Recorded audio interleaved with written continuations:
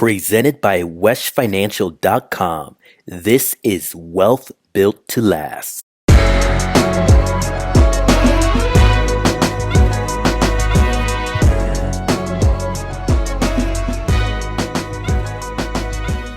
Hello, hello, hello. Marlon Wesh here with Wesh Financial, and welcome to another episode of our Wealth Built to Last show, where we share the time-honored principles of growing, preserving, and transferring personal wealth.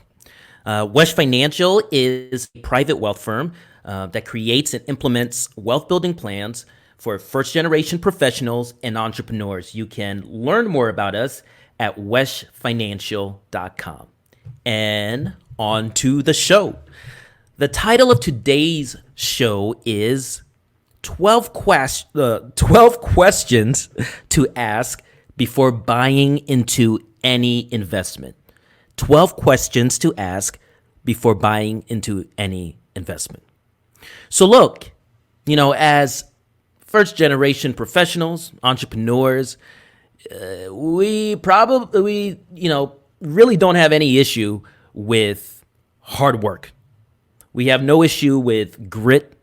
We have no issue with coming up with creative solutions to challenges. We're really good at problem solving. We've got drive. We've got determination. There's an obstacle. We find a way around it.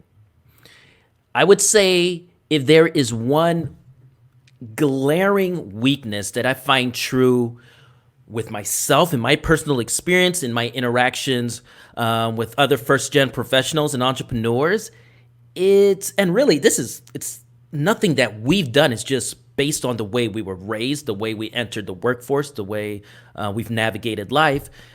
But the one weakness is that we struggle with knowing the right questions to ask. I can remember, navigating college on my own and, just being A-okay with the syllabus. You tell me that the bookstore is over here. Okay, I go get my books. But I never knew questions to ask about, like, hey, is there a way I can get this book for a cheaper cost? I think it was like my sophomore year before I started renting any books. I didn't realize I had that option. That's just my college experience. There's so many different things, different experiences, whether it's in starting your own business, buying your first home, your first job that you have. So often, we just don't know the right questions to ask to put us in an advantageous position.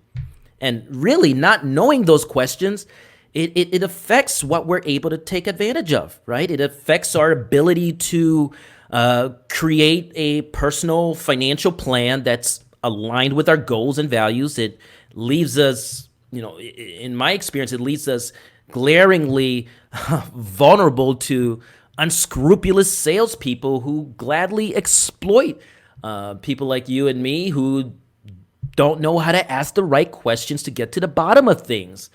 And what ends up happening is that at the end of the day, we're left in a bad position because we had a false sense of security around the benefits that a particular investment or product or strategy claims to have. Here's the good thing, or not the good thing, but here's the thing, the fact. If you want to build wealth that lasts for yourself, lasts for your family, you have to be able to weed out good investments from bad ones, good strategies from bad strategies, good advisors from bad advisors. So how do you go about telling the difference between the two? Well, it comes down to the quality of questions we ask. I don't know why I'm struggling saying the word question today. Questions. But it comes down to the quality of the questions we ask. Having a template of questions that uncover the implications of the implications of your actions with your finances, that's the key. So what I'm going to do today is I'm going to share with you the 12 questions that I believe are so important that you ask yourself and you ask any financial professional before entering any engagement or buying into any investment strategy, product, service, what have you.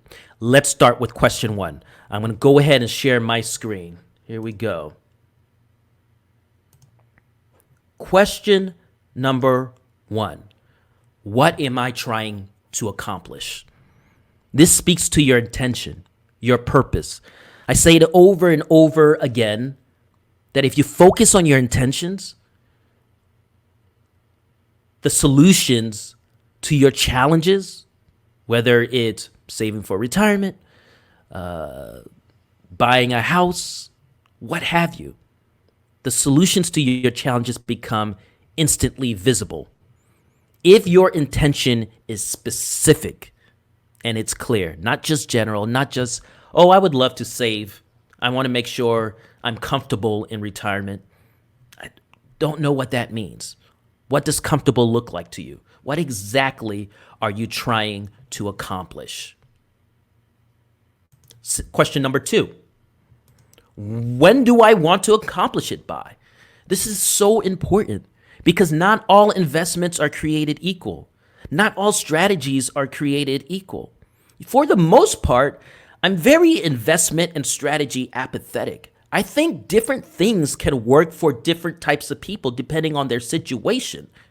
But you've got to put some parameters around what you're trying to accomplish. So if you're trying to, buy a house in the next 2 years, I'm not going to tell you to save for your house in a qualified retirement savings plan, because that type of plan requires you to wait until you're 60 before you can take money out of it without taxes and penalties. So knowing what your goal is specifically and what your time horizon for needing the money for that goal is important. And any professional that comes around and says, I have this awesome strategy, I have this, awesome product, you need to know exactly what you yourself are trying to accomplish and when you're trying to accomplish it by. Which leads us to question number 3. What is the dollar amount that you need to achieve that goal? This is very, very important because there are hundreds and thousands of strategies to, quote, make you money. But if the strategy is making you $1 and you need $2 or $10, is that the right strategy for you? I submit that it is not. Of course it's not. So you need to be super clear about what it is exactly you need, money-wise, in order for you to reach your goal. If that professional that comes along and is hawking some fancy schmancy plan, some fancy schmancy product or strategy, and the dollar amount that it's providing isn't aligned to what you need, better tell that person to take a hike. Question number 4. What do I have to give up today in order to achieve it? Very, very important question. Reason why this question is so important is that we are humans.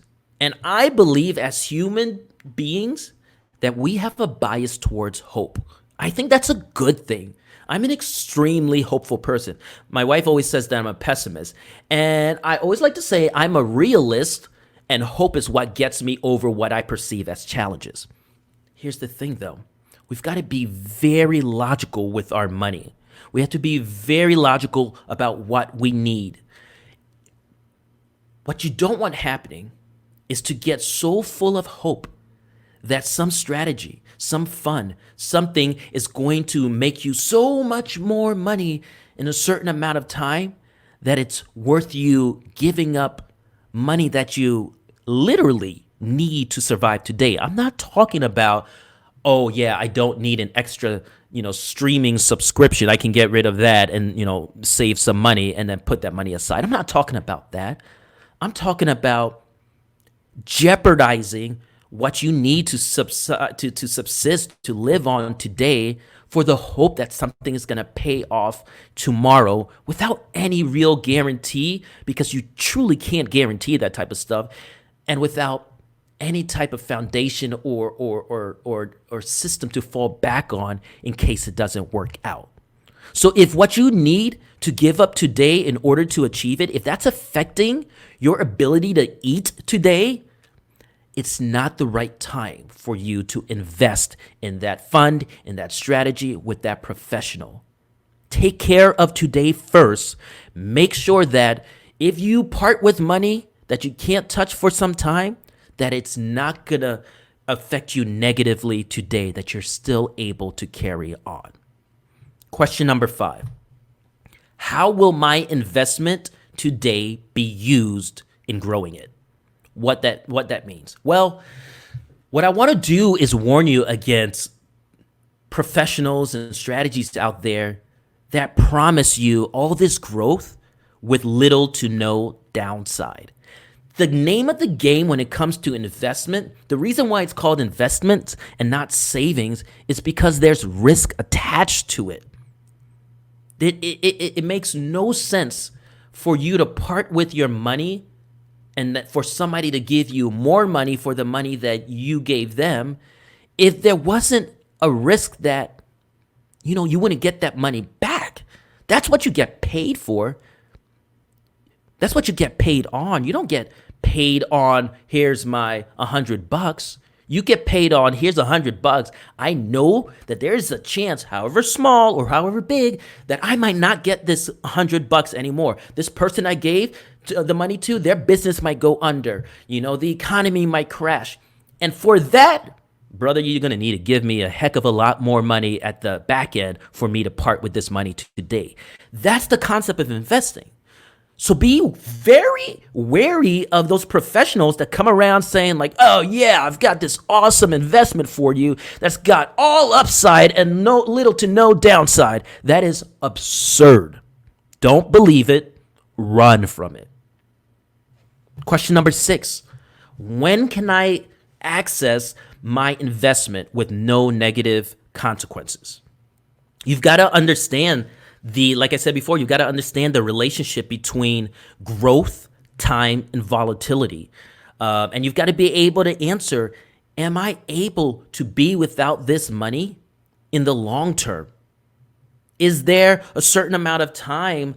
That I have to tie up my money without being able to touch it? And what is that time frame? Depending on your personal situation, depending, like I said, that first goal, question number 1, what is it exactly you're trying to accomplish? If you want to buy that house within a year, 2 years, it makes no sense for you to tie up your money in an investment that is highly volatile because the chances are in 2 years, you may not have that money. You may have that money in 5 years, 7 years, 10 years, but in 2 years, it's a real possibility that it won't be there. So when can I access my investment with no negative consequences? The other part of that is understanding the relation with taxes and penalties. The government at the federal level, state level, local level has their hands in our pocket. And they allow us to save, they allow us to invest and say like, oh, you don't have to pay us taxes today, but you're always going to have to pay taxes eventually. So you want to know, if I need that money for whatever reason, down the road, what's the soonest I can access it? And if the question is that it's longer than you need, it's a longer time frame that works for what you need, you probably should look at a different strategy to put your money in. Question number 7. What are the implications of me accessing my investment? This is really tied to the first question. If I give you this money and I put it away, if I touch it 12 months from now, is something going to happen? Am I able to do that? Will I have to pay taxes? Will I have to pay fees? Are there surrender penalties? What are the implications of me accessing my investment? Question 8.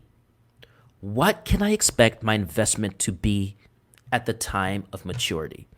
Now, there are 2 reasons why I asked this question. The first reason is I'd like to weed out the type of professionals who illegally, I might add, promise or assure people like you and me that, oh yeah, Yeah, this is, this investment, it's going to return, 25%, no problem at all. They get us all excited about things that, one, they are not allowed to say to you. A professional can say to you, this investment in the past 3, 5, 7, 10 years have historically earned a certain amount of money. Sure, they can say that. But it has to be taken with a caveat that past performance is not an indication of future performance. All right. So the first part of the reason I asked this question is to see, do I have a bullshitter on my hand? Do I have a professional who will say anything to get the sale? The second part of that is to understand, the first two questions, we not only set up that goal, but we also set up that dollar amount needed to fund that goal. If so, and if the money we tie up for a certain period of time, if the money at the end we can't realistically forecast that it will meet the dollar amount of the goal we have, then it's not the right strategy, it's not the right fund, it's not the right security for that specific goal. Keep searching. Question number 9. Is that number enough to fund my goals and needs? This is very important. I really hate doing this, but a lot of times this really I see this most often in the life insurance industry. Listen, guys, I have no problem with life insurance. I have 3 life insurance policies myself. Okay. And life insurance is a necessary, and not only necessary, it is typically the first part of building a wealth plan, because it allows you to transfer risk that you cannot reasonably self-insure to a third party for a lot less money. That's what it allows you to do. The problem that I keep coming across, and the problem that a lot of my colleagues keep coming across, is that the life insurance industry has historically exaggerated the benefits of certain types of life insurance products. I'm not saying that, life insurance doesn't play an important part. Of course it does. It plays a huge part. In fact, it's the cheapest way to transfer wealth from one generation to the immediate next generation. But the industry often exaggerates what it can do, what their individual products can do, specifically when we're talking about retirement planning. I just got off the phone yesterday with an individual who owns like 3 chiropractic practices. She's a high income earner. She's got 0 retirement savings, but she has 3 indexed universal life policies that she's paying into, and a cousin of hers that's an insurance salesperson sold to her with the understanding that this is her retirement. These policies aren't going to provide her the retirement she needs. She's forecasting that she needs $200,000 annually in her retirement years for her to live the type of lifestyle she wants. And she is nowhere close to getting that type of return from those policies. It breaks my heart. I see this over and over and over again. It's very important to not just look at features of a product. The features of a product would be, with this life insurance plan, you're able to save money as well as having a death benefit attached to it. Is that true? Yeah, that's a feature. Absolutely. But the question is that number enough to fund my goals and needs? I have yet come across a situation where the answer to that question was yes with life insurance alone. Don't be duped by features of a product or a strategy. Make sure you are rooted in what you know that you want, how much it's going to cost, when you need that money by. All this talk about unscrupulous practices brings us to question number 10. How is the professional handling my investments regulated? There are a ton of different professionals, and I'm putting professionals in quotation marks. You've got financial coaches. You've got people that, they put themselves out and say, like, I'm going to help you do X, Y, Z, but they're a coach.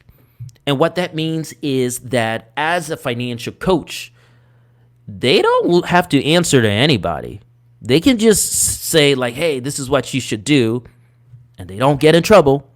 They're not held accountable. They're not regulated. They're just a coach. Anybody can be a coach. And then there are financial salespeople that are masquerading as advisors, typically found in big name. I'm not going to say the names. I'm not trying to get sued. But typically in big name shops where the bottom line is this: all they care about sales. All their processes that look like financial planning, there's usually a person inside the office that just does that, and for the most part, it's general information.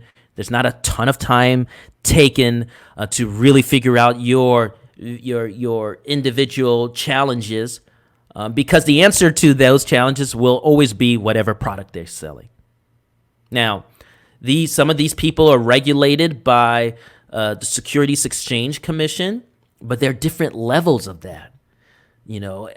For example, insurance salespeople, they're very much less regulated than a bank is regulated, than an investment management firm is regulated.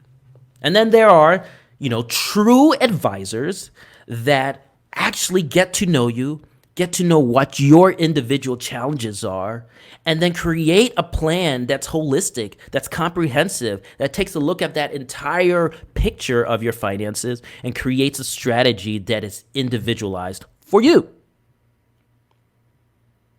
So they're coaches, salespeople who call themselves advisors, and then there are actually true advisors. Well, how do you figure what that is? By asking question number 11.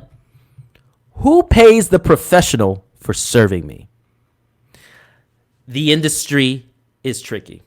And that's why I always say, follow the money to know who to trust. If the company that the professional, again in quotes, is the one that pays them for selling you something, for providing a service to you, if there's no money that leaves your pocket to that person directly for their service, and instead of just purchasing a product, that's a problem. I'm not saying that everybody who works on commissions is a bad person. I have many, many friends and mentors that receive commissions to serve their clients. All I'm saying is to think about it. Whoever pays the person is the person is who they have allegiance to. Whoever pays the professional is who the professional has allegiance to. So if the professional's company or whoever it is that they sold you a product through is the one who provided payment to that professional, their allegiance is not to you. They're acting as an agent of that institution. Does that mean you will be screwed? No. Have people been screwed because of that? Yes. That's all I'm saying. The industry is tricky. And that's why you've got to ask number 12. Does this professional always have a fiduciary responsibility to me? It's so tricky in this industry that there are advisors out there that sometimes they act as fiduciaries and other times they don't. And it depends on what type of business they're trying to win any given day. So the question has to be, do you always, in every interaction with me, have a fiduciary responsibility to me and me alone? What does fiduciary mean? Well, fiduciary is a legal obligation to do what is in the best interest of the client at all times. A legal obligation to do what's in your best interest. If they can't give you a simple yes, if they say, oh, we definitely offer fiduciary services, or find a way to say that, yeah, sometimes they do, but not always, you better run. You better run for the hills. Listen, these 12 questions, they're guaranteed to give you an enormous amount of insight on whether a particular investment strategy, a particular professional is a good fit for you personally, not just a good idea in general, but for you personally. And to be honest, that's exactly the type of service that I provide to my clients. They always get an all-inclusive, goals-based, outcome-driven plan with specific action steps that are mapped out for them personally. So if our show today resonates with you and you feel that you want a financial plan that's a one-stop solution to building wealth that lasts, and it's mapped towards your values, your goals, your individuality, then I want to invite you to reach out to me at myfamilymoneyplan.com/talk so we can start you on the way. These are free 45 minutes to an hour long clarity sessions where we dig deep into what's working with your finances and what's not working with your finances. And then we work to identify the bridge that can fill the gap between the two and get you to your desired outcome as quickly as possible. myfamilymoneyplan.com/talk. Schedule your free clarity session today. You won't regret it. Well, that's our show for today. I'm Marlon Wesch with Wesch Financial. Until next time, keep on building wealth that lasts. Bye for now. If you're enjoying our show, follow Wesch Financial on our social channels, and don't forget to like, subscribe, and share. And as always, our breakthrough sessions are completely free, so schedule yours today at myfamilymoneyplan.com/talk.